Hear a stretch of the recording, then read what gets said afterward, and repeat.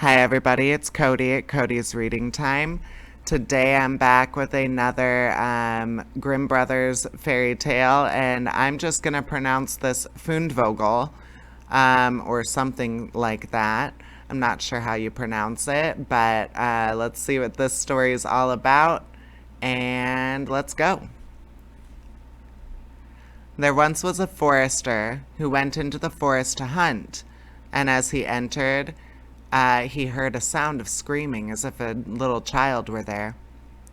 He followed the sound and at last came to a high tree, and at the top of this a little child was sitting, for the mother had fallen asleep under the tree with the child, and a bird of prey had seen it in her arms and had flown down, snatched it away, and set it on the high tree. The forester climbed up, brought the child down, and thought to himself, "You will take him home with you, and bring him up with your Lena." He took it home, therefore, and the two children grew up together. And the one which he had found on a tree was called Fundevogel, because a bird had carried it away.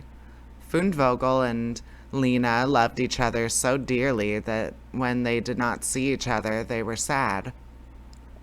Now the forester had an old cook, who one evening took 2 pails and began to fetch water, and did not go once only, but many times out to the spring. Lena saw this and said, "Listen, old Santa, why are you fetching so much water? If you will never repeat it to anyone, I will tell you why." So Lena said no, she would never repeat it to anyone.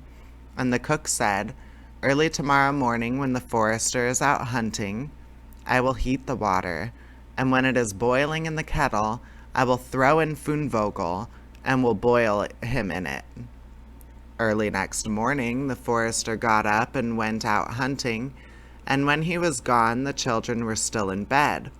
Then Lena said to Fundevogel, "If you will never leave me, I will never leave you." Fundevogel said, "Neither now nor ever will I leave you." Then said Lena, "Then I will tell you. Last night, old Sana carried so many buckets of water into the house that I asked her why she was doing that, and she said that if I would promise not to tell anyone, and she said that early next morning, when father was out hunting, she would set the kettle full of water, throw you into it and boil you. But we will get up quickly, dress ourselves, and go away together." The two children therefore got up, dressed themselves very quickly, and went away. When the water in the kettle was boiling, the cook went into the bedroom to fetch Fundevogel and throw him into it.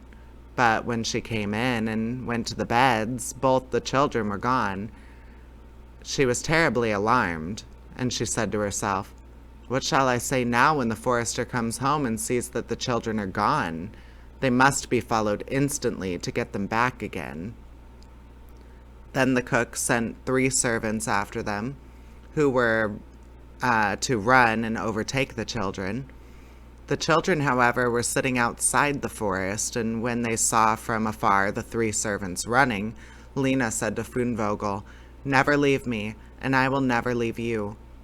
Fundevogel said, "Neither now nor ever." Then said Lena, "Do you become a rose tree, and I the rose upon it."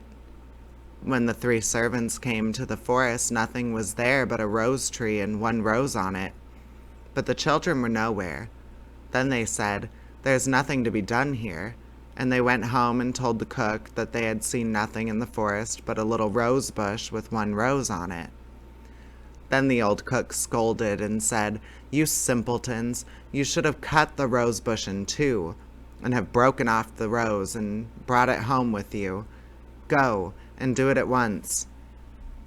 They had therefore to go out and look at for a second time. The children, however, saw them coming from a distance. Then Lena said, "Fundevogel, never leave me, and I will never leave you." Fundevogel said, "Neither now nor ever." Said Lena, "Then you will become a church, and I the chandelier in it." So when the 3 servants came, nothing was there but a church with a chandelier in it. They said, therefore, to each other, "What can we do here?" Let us go home." When they got home, the cook asked if they had not found them, so they said no, they had found nothing but a church, and there was a chandelier in it. And the cook scolded them and said, "You fools! Why did you not pull the church to pieces and bring the chandelier home with you?" And now the old cook herself got on her legs and went with the 3 servants in pursuit of the children. The children, however, saw from afar that the 3 servants were coming, and the cook waddling after them. Then said Lena, "Fundevogel, never leave me, and I will never leave you." Then said Fundevogel, "Neither now nor ever." Said Lena, "Be a fish pond, and I will be the duck upon it." The cook, however, came up to them, and when she saw the pond, she lay down beside it, and was about to drink it up.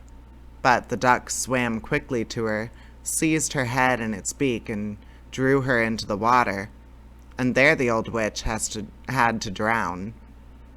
When the children got home together, and were heartily delighted, and if they had not died, they are living still. All right, guys, that's the end of Fundevogel, or however you pronounce this one.